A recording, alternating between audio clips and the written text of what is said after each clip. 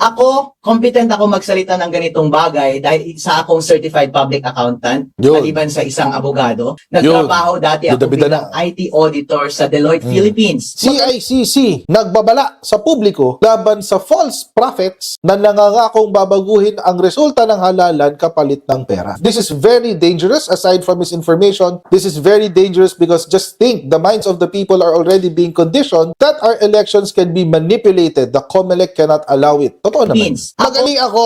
CPA, lawyer, auditor ng Deloitte, IT expert, coder. Ay, nasa'yo na ang lahat. Ikaw na lahat. Kaso nga lang, dinemo mo eh.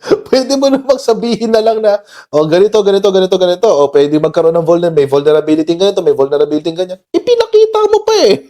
Kinode mo pa talaga siya. Kung ito ay basketball, at ang pagbibilang ng balota ay isang score, hindi niya chinek yung rules ng basketball.